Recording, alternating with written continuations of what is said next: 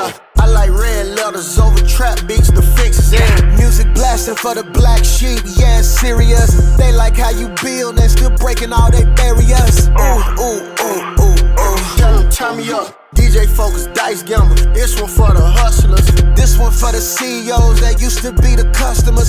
Knew it was gonna be big when winning season seemed impossible.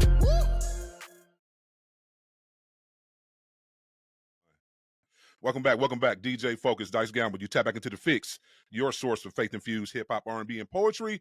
And it's time for our spiritual detox. And when I tell y'all, listen, this series that's on TV right now on BET Plus, Kingdom Business, we are in the second season. If you have not tapped in, I don't know, let me know how that pillow feel, because y'all sleeping. This thing is ridiculous when you talk about everything edgy, everything that's needed for us to have real dialogue and conversation about where the church needs to improve and what the church is doing good. So I'm excited because we got a power couple on today. Let's be very clear. They are a power couple. We talk about black excellence all the time on the show. Listen, they represent it to the best of their ability. And listen, don't walk up on them too quick, because both of them are certified in making sure you might just be stuck there for a minute. Listen, the super talented Michael Jai and Gillian White. What's going on? How y'all doing? We're good. Good, thanks. Yeah, definitely. Thank y'all for coming on. And I mean that seriously. I was watching some of those workout, during the pandemic, and when y'all was doing all the, showing that y'all skilled and y'all gifted in defending yourself. So I'm serious about that. You were motivating me and my wife. So thank y'all for doing a lot of those YouTube and just social media things. It really inspired us to get in shape, and got me and my wife doing the cardio kickboxing and all that good stuff. So bless y'all life. Yeah, we love that. That's what it's all about, just inspiring and motivating others. So speak about that for a minute, because I got to, before we get to the kingdom business, we're going to talk about that. But I got to be honest, you guys show something genuine in a marriage that I think a lot of marriages need to see, need to hear about.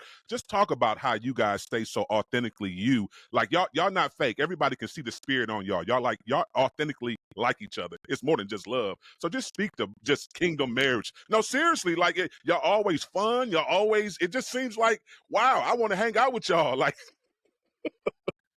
Yeah, well, we're two lucky people who have found each other, and I don't know. I mean, it's a chemistry thing. I'm with my best friend. We've been best friends for 27 years.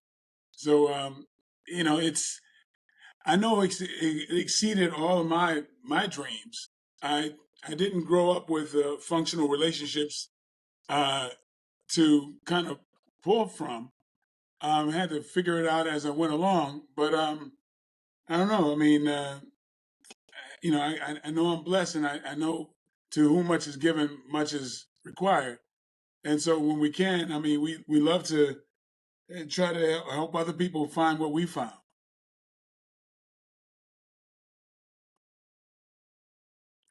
Yeah, I mean, like Mike said, we're just best friends. And I mean, I think that's such a important factor in relationships, because we always say, who do you always have fun with more than anybody else? Your best friend, whoever that person is, your best friend. So the fact that we just are blessed to be husband and wife, but also be best friends, it just makes everything so much better. It's easy. I know a lot of people say relationships are hard work, but it's not really that way with us. Yeah, we don't take each other that seriously either. We just have You know fun. what I mean? Just like best friends. We clown each other. We just have fun.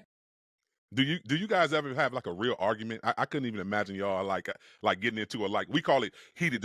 We hate talking about this. Yeah, we don't really argue. I know it seems kind of corny or boring, but we don't. I mean, in fact, man, it's not a good memory, but we pulled a prank on our kids one day. I think it was around April Fools or something, and we came in the house acting like we were having an argument, and it traumatized them. It's totally. We felt so bad because we thought it was funny because we never argued, so we were like, oh, we're gonna act like we're arguing, and because they've never seen us argue ever, it like really messed them up. So we kind of slapped ourselves for that. Wasn't a good prank. We were bad mom and dad that day. Yeah, but I mean, it's like I don't know. I know. We just kind of like, they need to toughen up a little bit, but because But yeah, but that goes to show they don't see us argue. We don't argue, yeah, We may disagree on some things, but it's not, but just like with your Yeah. best friend, you can disagree and just clown each other for disagreeing. It's really that, Yeah.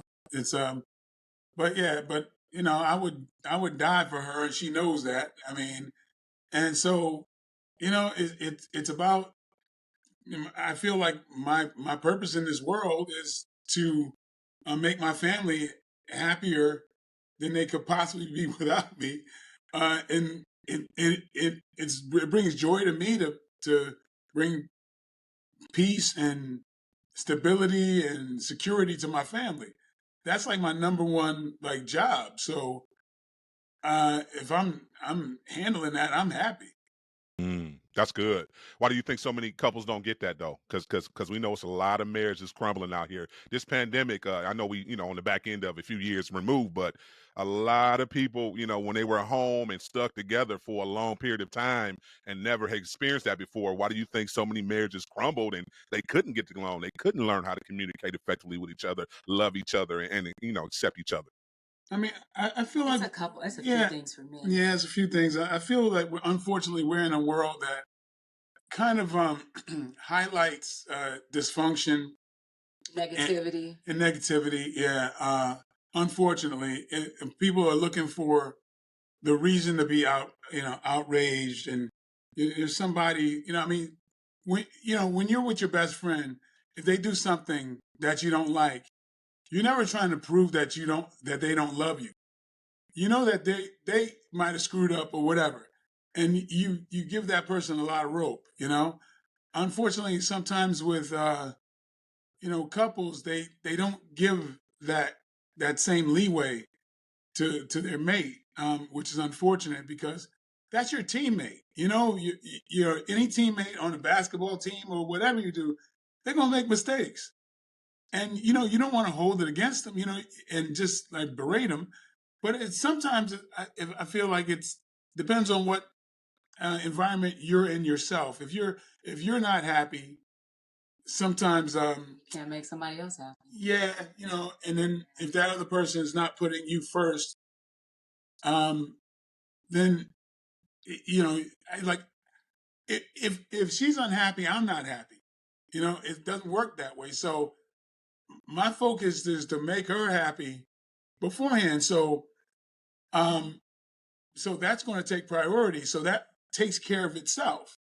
And so even if I'm upset and if she's upset, my focus is on her. And the why it works is because she's the same way with me. And we'll put our own personal things aside for the other person. So it's not possible that I could want to do something that she doesn't want to do. Because if she doesn't want to do it, I no longer want to do it. You know what I mean? It's that simple. Like if I want to eat at this place and she doesn't, I don't want to eat at that place anymore. Because my biggest part of my enjoyment is bringing a smile to her face. And a lot of it has to do with balance. It's just balance. It's finding that balance in your relationship, And a lot of times, I'm just going to interject a little bit, is that I feel like with most relationships, it's too much ego. Everybody wants to be right. Nobody ever wants to admit to being wrong. And with us, it's like, it's okay to be wrong. Like Mike always says, when we're wrong, we learn something, So it's a lot of times it's a lot of headbutting because no one wants to back down and admit, oh yeah, I was wrong. You're right. So a lot of times that causes so much tension. And, like you said, it's about teamwork, and if somebody makes a mistake, you don't come down on them for that. You actually try to help them up so you guys can fix the mistake together. It's just it's a lot of togetherness, and that's what makes us work. That's good. Thanks for sharing that, y'all. Come on and talk a little bit about how important faith is within your marriage. Because I'm serious. I'm just over here just like blown away. I just feel like just the good vibes, the good spirits that's over y'all. So just if y'all can share just a little bit of just how faith inspires your marriage, if it does at all, the journey and what that looks like as we get ready to talk about kingdom business. Well, we both grew up, very, very religious. I grew up darn near like tied to the church. My place was my where I lived was 2 doors away from the church, and she grew up, in a very same way. But I mean, I'm I keep we keep our minds open to everything, right?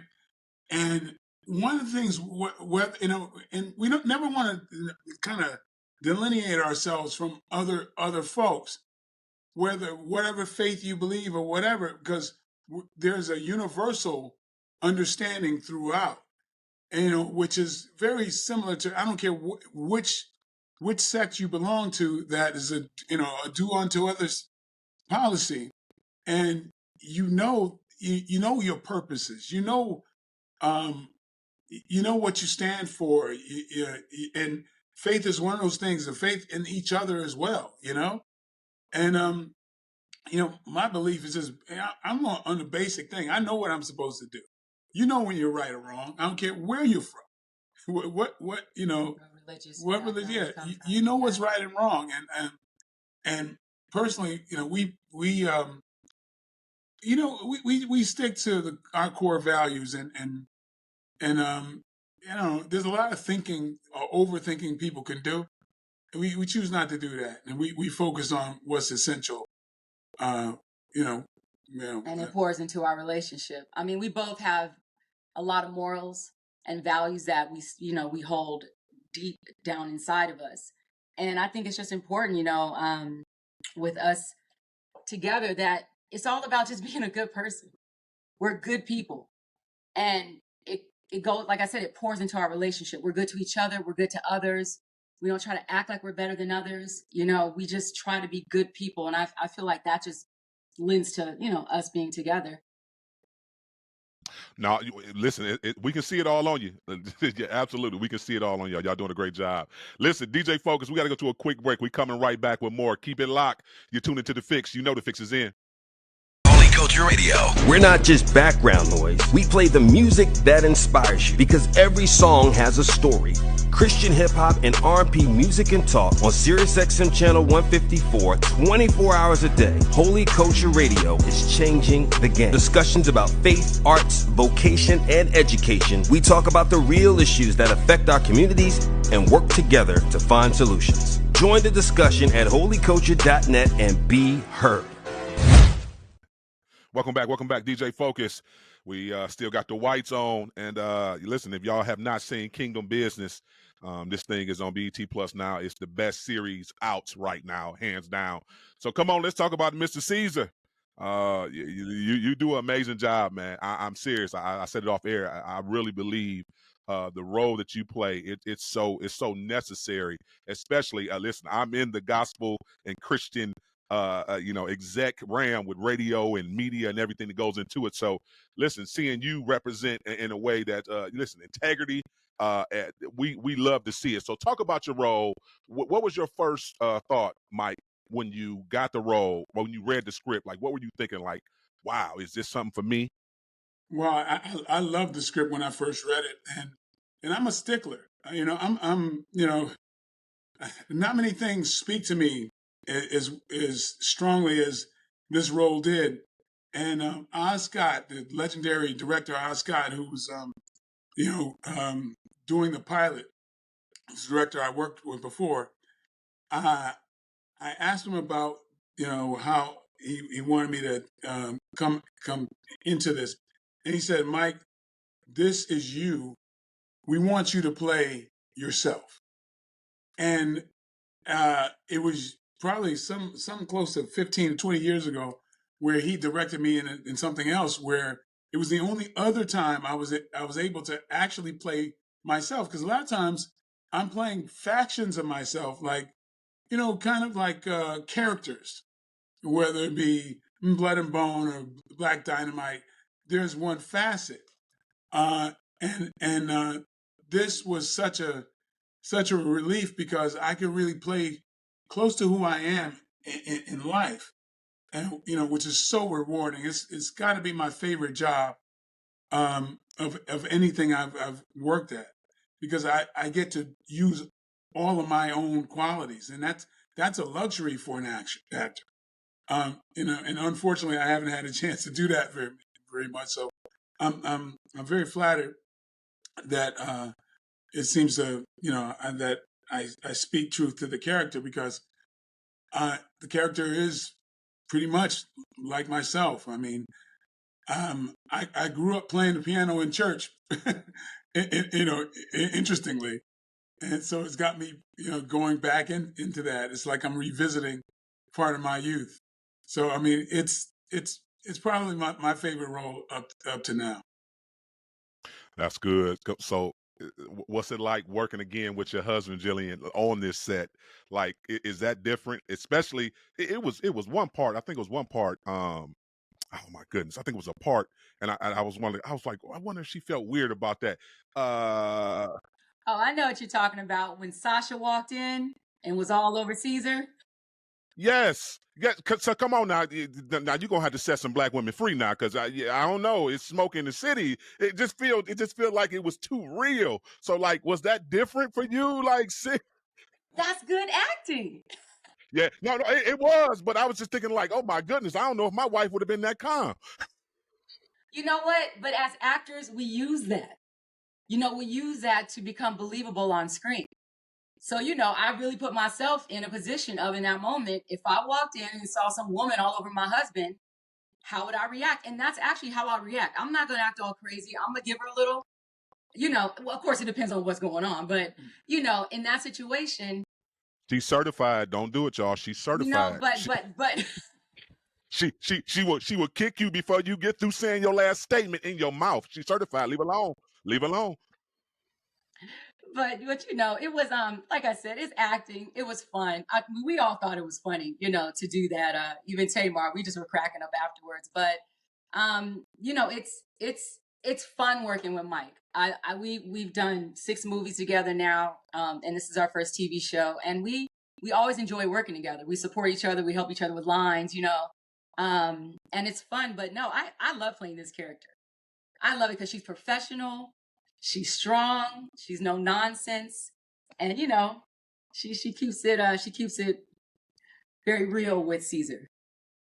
Yeah, yes, you do, and you give him great advice too as well. Even though he's trying to steer off sometimes. Yeah, Caesar, come on, talk about this dynamic of you and Yolanda that y'all have mastered. This back and forth between you and Danita, and how like it's so real. Like we just feel this teenage love that went bad, and now it's kind of like blown up. So just speak to that and just going back and forth. And what's that like? What was that like? The first scene you worked with Yolanda Adams. Well, yeah, I'm glad we're doing something like this, because it speaks to something I believe in a lot. And sometimes you got to get to a place where you got to put that stuff behind you, because I mean, walking around with basically, I call it like holding on to hot coals that's burning nothing but you, and so there's those deep connections that we might have had, and a lot of times we recognize that with our family members, we can regress. we could be on top of everything, and then that brother or sister or cousin that makes you regress back into your former self just it's just there, and you just all of a sudden go about 5 notches down. So that's one of the things that I get to explore with the old Anita thing, because emotions aren't logical, and that kind of hurt.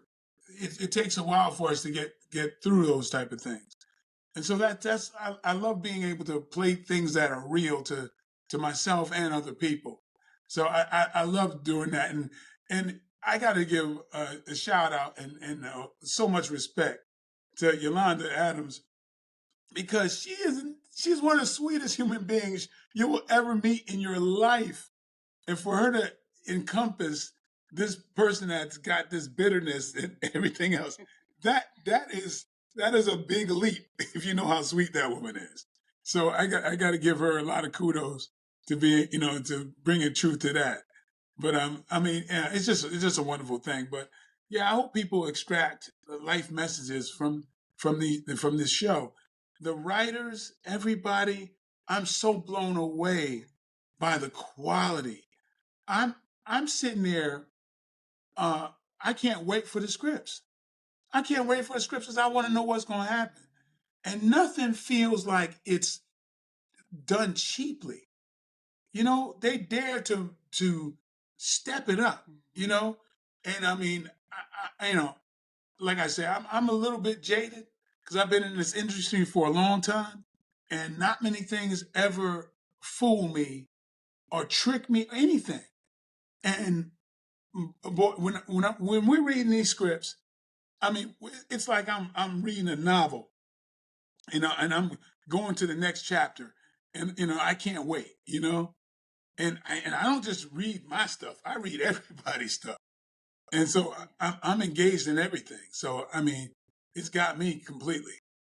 It's amazing. Speak a little bit about this relationship with you mentoring and trying to get Rebel, everybody rooting for Rebel to get on track, and you do a great job of like, I almost feel like she like your niece. It feels like it's that uncle niece relationship. Like, come on, niece, you got to get right. Come on, niece, I'm tired of talking to you. Just speak to that a little bit and that dynamic and just working with Soraya. Oh yes, Saraya is amazing. I can't imagine anybody more perfect in a role. I mean, with her and Chandre, I mean, those two, to me, that is a Romeo and Juliet if I ever seen one. Their dynamic. Yes, I love them, and you know they're so perfect for that. And then and Saraya, you know, she reminds me of so many stories out there, and so many people who, you know, was just dangling on that thread between success in life and opportunity and career, that just we lose so many of those type of people. And I would like people who might have that in them to see themselves in a Soraya and go for what was deep down inside of them, even though the social media and everything else might discourage you from following your dreams. You know, I so appreciate this show for having these perspectives where it's encompassing such a wide dynamic of people who I hope see themselves in this. And I love the fact that this show doesn't preach to the choir. There's no soft edges on this show. This show is as hard as it comes, and you know, and with a message. You know, I mean, back, and I don't want to be on the soapbox too long, but I grew up at a time where TV shows and movies all had messages. You know, and it worked because you felt like, okay, if I did this, I'm going to be punished. You know, and even if it was a cop show, I don't care if it was Beretta or anything like that, it told you crime didn't pay. Or even if it's a sitcom, it says these family values are worth something. And shows have not done that in so long, they were considered corny after a while. But this show not only does that, it ain't corny, it's very true to life, but it has messaging instead of just showing you what's terrible and gory and just this whole shock value stuff that's in so many of these other shows. The whole, oh no, they didn't, and all that type of stuff, and then they leave it there with no message. So I love this show. I'd be a fan of this show if I wasn't involved. You know, I think everybody should see it. Everybody's going to get something out of it. And so, I mean, I'm just proud to be a part of it. Gillian, what do you say to the naysayers? Because you know it's another side to say this is too edgy, this is too much, it's over the top. What do you say to somebody who never has watched the Kingdom Business series? What do you speak to them and say? You know, encourage them to, you know. Oh, let me tell you, I've told so many people that weren't aware of this show.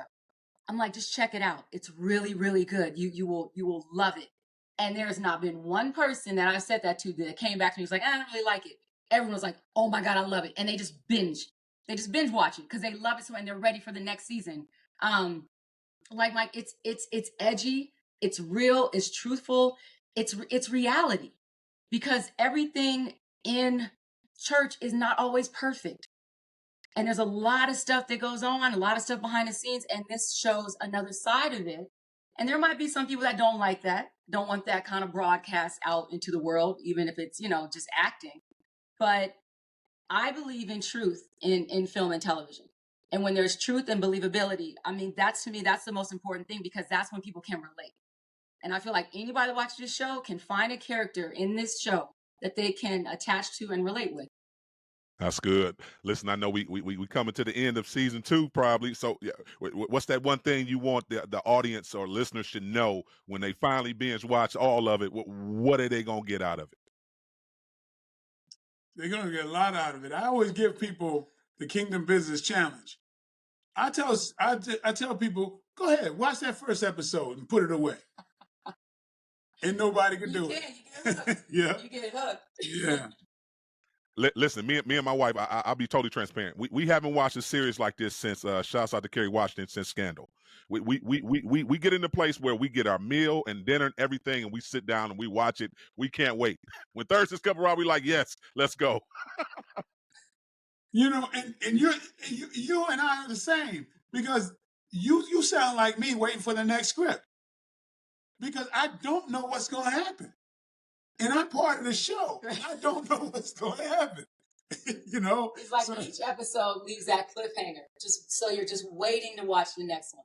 You got to know what's going to happen next. Yeah, but like she says, it's so truthful, and that's what keeps me engaged. Again, I'm old hat at this. I've seen all the tricks, right? And so, you know, for me to be that excited, it is something.